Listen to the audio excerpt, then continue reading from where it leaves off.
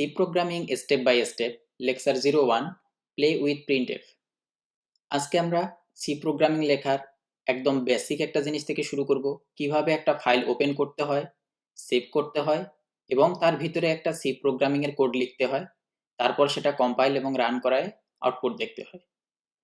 আমরা ধারণা করে নিতেছি এখানে আমরা যারা আসছি, যদিও আমরা কোড আগে থেকে কেউ করে আসি এরকম থেকে থাকি, তারপরও আমরা কনসিডার করব আমরা সি প্রোগ্রামিং এর কিছুই জানি না।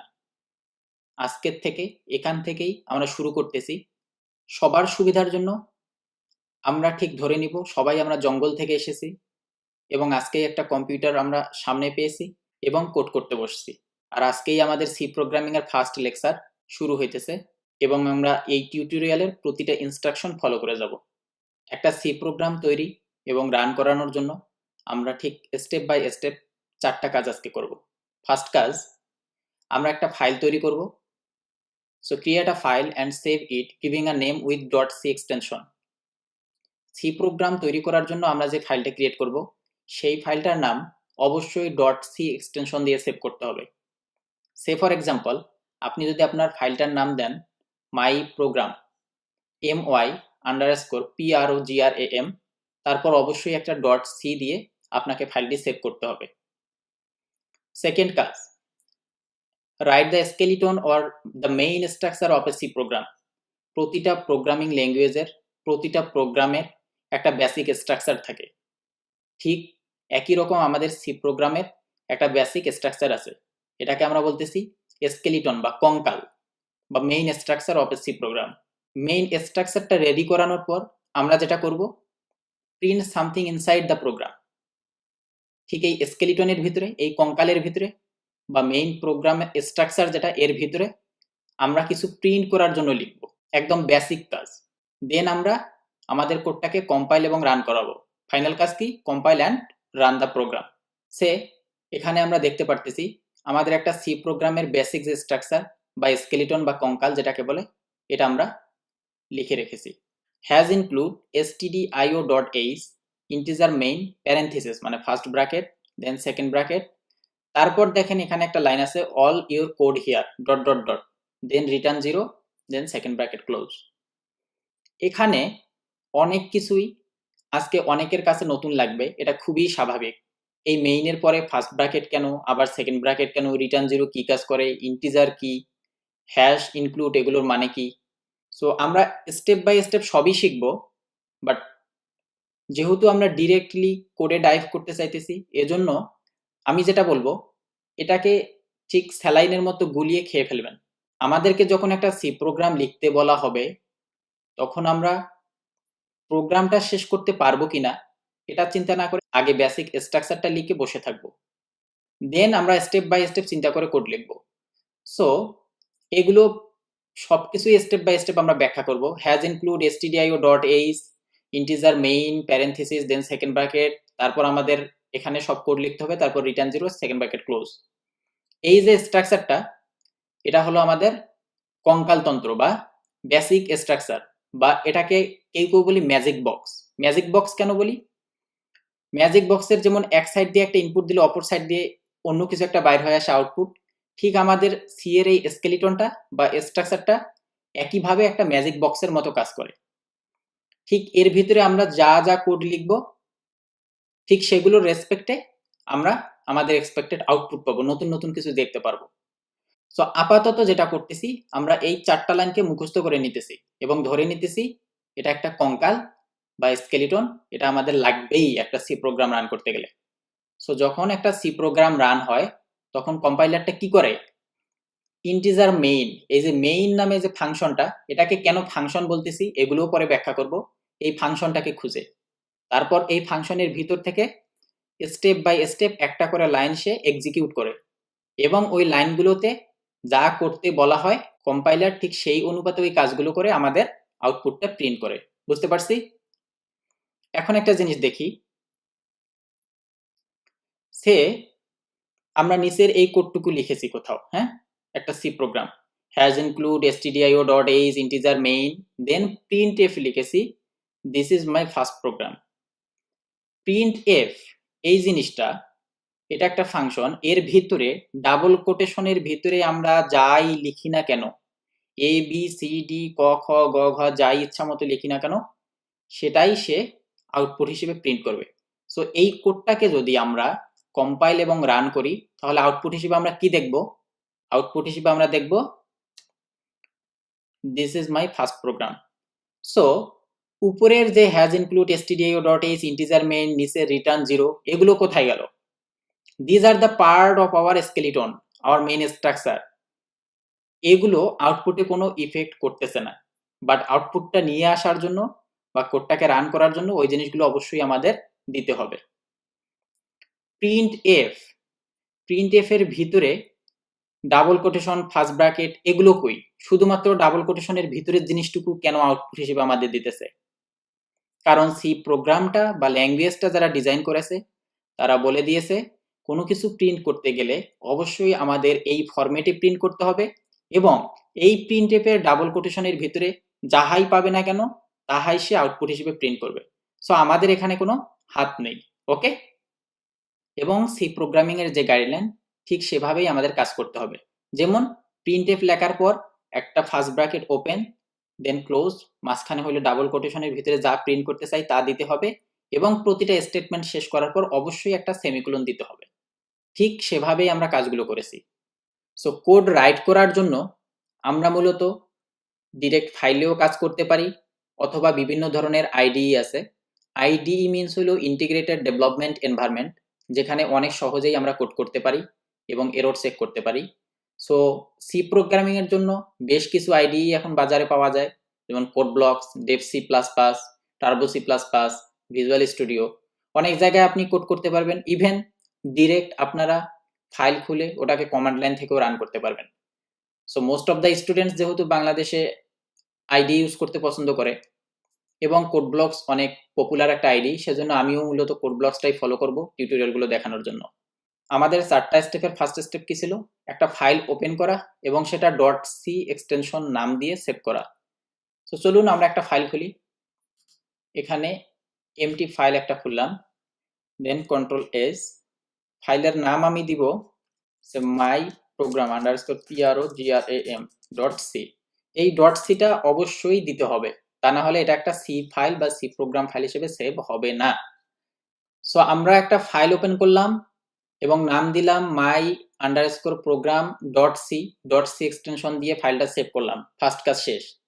সেকেন্ড কাজ, আমাদের সি প্রোগ্রামিং এর বেসিক যে স্ট্রাকচার বা স্কেলিটন বা কঙ্কালটা রেডি করা। সো এটা একটু রেডি করি। মনে আছে কি আপনাদের? হ্যাজ ইনক্লুড দেন io.h, এটা কি বলছিলাম? যে স্যালাইন বানায় গুলায় খেয়ে ফেলতে হবে আর কি। Hash include stdio.h integer main then second bracket, তারপর এখানে রিটার্ন 0। এই ছিল আমাদের বেসিক স্ট্রাকচার। সো আমাদের স্কেলিটনটা বা স্ট্রাকচারটা রেডি করলাম, ওকে? এখন আমি যদি এর ভিতরে কোনো কাজ নাও করি তারপরও it's still a working C program, মানে অলরেডি আমরা একটা সি প্রোগ্রাম রেডি করে ফেলছি, ওকে? তারপরের কাজ ছিল এই যে স্কেলিটন এর ভিতরে আমাদের একটা কিছু প্রিন্ট করতে হবে। সো প্রিন্ট করার জন্য আমরা কি দেখেছিলাম?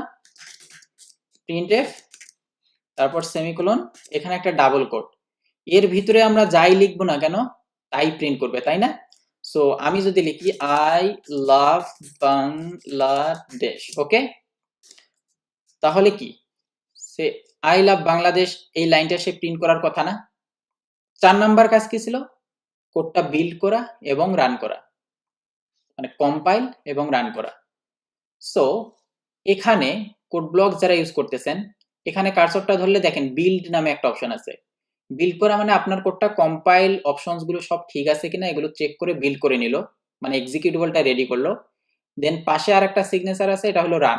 রান দেওয়া মানে আপনার যে এক্সিকিউটেবলটা ক্রিয়েট হবে এটাকে রান করে আউটপুটটা শো করবে। তার পাশেই আর একটা আইকন আছে বিল্ড এবং রান একসাথে, তার মানে এটাতে ক্লিক করলে সে বিল্ড করবে এবং পরপরই রান করায় দেবে। দুইবার আপনাকে ক্লিক করা লাগবে না, এক ক্লিকেই কাজ হয়ে যাবে। সো আমাদের চতুর্থ স্টেপ ছিল যে কোডটা আমরা লিখবো এটাকে বিল্ড এবং রান করা। সো আমরা একটু দেখি। দেখেছেন বিল্ড এবং রান হয়েছে, এখানে প্রিন্ট আসছে কি I love Bangladesh. Okay, so এখন যদি এই প্রিন্টএফ এর ভিতরে আই লাভ বাংলাদেশ না দিয়ে আপনার যা মন চায় কি লিখবো বলেন? তুই একটা হারামি। ওকে, দেখি, তুই একটা হারামি। তার মানে এখানে যাই দেই না কেন ও খুঁজবে কি প্রিন্টএফ, তারপর হইলো প্যারেনথেসিস ডাবল কোট, ডাবল কোটের ভিতরে যা দিব তাই প্রিন্ট করবে।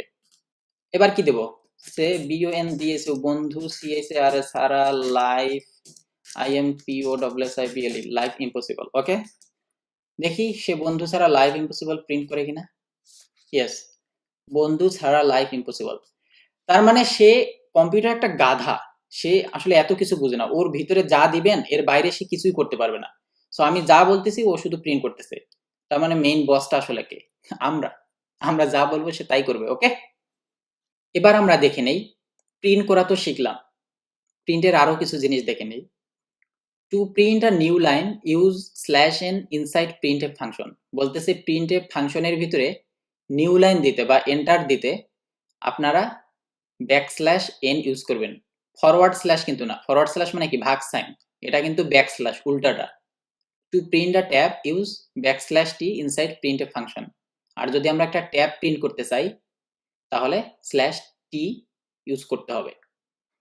সে প্রিন্টএফ হাই /n হ্যালো, যদি এই লাইনটা আপনি একটা সি প্রোগ্রামে লিখে রান করেন তাহলে আউটপুট হিসেবে কি আসবে বলেন তো? ফার্স্ট লাইনে হাই মানে HI, সে তো হাইও বুঝে না আসলে, সে বুঝবে কি HI, তারপর /n মানে কি একটা নিউ লাইন, সে একটা নিউ লাইন দেবে, দেন প্রিন্ট করবে কি HELLO। আউটপুট আসা উচিত কি ফার্স্ট লাইনে হাই, দেন নিচের লাইনে গিয়ে হ্যালো। এই জায়গাটুকুতে কি কাজ হলো বুঝতে পারছি কি সবাই? কম্পাইলারটাকে বলা আছে যে হ্যাঁ তুমি প্রিন্টএফ পেলে ওর ভিতরে যা পাও না কেন সব অন্ধের মতো প্রিন্ট করবা, কিন্তু এমন কিছু কিছু জিনিস আসবে, এমন কিছু কিছু স্পেশাল ক্যারেক্টার কম্বিনেশন আসবে যেগুলো তোমার প্রিন্ট করা যাবে না, বরং ওই ক্যারেক্টার কম্বিনেশন গুলো প্রিন্ট না করায় ওইগুলো রেসপেক্টিভ কিছু কাজ আছে, তুমি ওই কাজগুলো করবা। যদি তুমি কখনো প্রিন্টএফ এর ভিতরে /n পাও তাহলে তুমি /nটা প্রিন্ট করবা না, বরং ওই জায়গায় একটা এন্টার দেবা বা একটা নিউ লাইন দেবা, মানে নতুন লাইনে যাবা নিচের লাইনে, তারপর গিয়ে বাকি কাজটুকু করবা। এবং কম্পাইলার ঠিক গাধার মতো ওই কাজটাই করছে, প্রিন্টএফ এর ভিতরে HI পেয়েছে, HI প্রিন্ট করছে, তারপর পেয়েছে /n।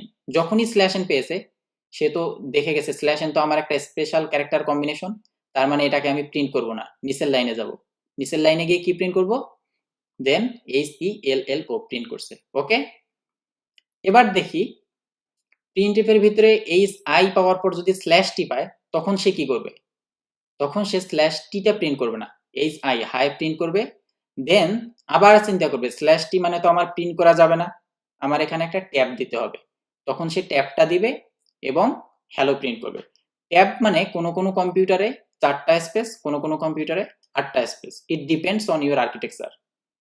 সে হাই প্রিন্ট করছে, তারপর একটা ট্যাব প্রিন্ট করছে, তারপর HELLO প্রিন্ট করছে। আরো একটু দেখে নেই, এবার যদি এই লাইনটা পায় তাহলে কি আসবে বলেন তো একটু চিন্তা করে? HI প্রিন্ট করবে, তারপর /n মানে কি 3টা /n, তাই না? তারপর HELLO, 3টা /n মানে সে কি 3টা এন্টার দিবে না, মানে 3টা নিউ লাইন দিবে। 3টা নিউ লাইন যদি সে দেয় তাহলে হ্যালোটা কত নাম্বার লাইনে গিয়ে প্রিন্ট হবে? ফার্স্ট লাইনে HI, তারপর ফার্স্ট /n এর জন্য একটা নিউ লাইন, সেকেন্ডটার জন্য আরেকটা, থার্ডটার জন্য আরেকটা, দেন তারপর ওখান থেকে প্রিন্ট করা শুরু করবে HELLO। ঠিক আছে, তার মানে মাঝখানে দুটো ফাঁকা লাইন থাকবে। এবার দেখি, আমরা তো দেখলাম জিনিসগুলো, সো এবার যদি আপনাকে আমি বলি এবার এই কাজটুকু আপনি নিজে করেন তো। Write a C program to print the following output, name, তারপর ক্লোন দিয়ে একটা ট্যাব মানে কি /t দিতে হবে, তারপর এখানে রায়হান, তারপর একটা এন্টার মানে নিউ লাইন দিতে হবে, তারপর প্রিন্ট করতে হবে কি কান্ট্রি, তারপর একটা /t, তারপর বাংলাদেশ। একইভাবে নিচের জিনিসটা যদি প্রিন্ট করতে বলি, ফার্স্ট লাইনে একটা স্টার, সেকেন্ড লাইনে দুটো স্টার, থার্ড লাইনে 3টে স্টার, পারবেন না? সো একটু নিজে ট্রাই করেন, না পারলে দেন সলিউশনটা দেখেন। সে আমরা আগের কোডটুকু ডিলিট করে দেই। এখানে আমাদের বলছিল কি ফার্স্ট লাইনে প্রিন্ট করতে হবে এখানে নেম, তারপর একটা ক্লোন, তারপর একটা ট্যাব প্রিন্ট করতে বলছিল। ট্যাব মানে কি \t, দেন নাম ছিল কি আপনার নাম দেন, আমি আমার নাম দিয়ে দিলাম। ওকে, তারপরের লাইনে কি প্রিন্ট করতে বলছে printf, তারপরের লাইনে প্রিন্ট করতে বলছে কান্ট্রি, দেন একটা ট্যাব দিতে বলছে /t, তারপর আমি দিলাম আমার দেশের নাম। হ্যাঁ, ওকে। এখন যদি এই কোডটা রান করি আউটপুট কি আসবে একটু দেখবেন, চমকে যাবেন। নেম আসছে, তারপর ট্যাবটা দিয়ে রায়হান প্রিন্ট করছে ঠিকই, এখান থেকেই শুরু করছে কান্ট্রি, তারপর ট্যাব দিয়ে বাংলাদেশ প্রিন্ট করছে। ওকে, কিন্তু আমার যে দুটো লাইনে প্রিন্ট করার কথা ছিল এটা আর করেনি। কেন বলেন তো? কারণ আমি কোনো জায়গায় নিউ লাইন দেইনি। সে আমি যদি এখানে একটা নিউ লাইন দেই, নিউ লাইন মানে কি \n, এই জিনিসটা পাওয়ার সাথে সাথেই কম্পাইলার কি করবে, নতুন একটা লাইন দিবে বা এন্টার দিবে। সো এটা যদি পায়, এখন দেখেন আউটপুটটা ঠিক যেভাবে চেয়েছে ওভাবে আসবে, নেম রায়হান, কান্ট্রি, তারপর ট্যাব বাংলাদেশ। ওকে, এবার দেখি সেকেন্ড এক্সাম্পলটা। ওকে, সেকেন্ডটা কি ছিল, ফার্স্ট লাইনে বলছে কি একটা স্টার, তারপর সেকেন্ড লাইনে দুইটা, পরের লাইনে আমি এটাই একটু কপি পেস্ট করলাম।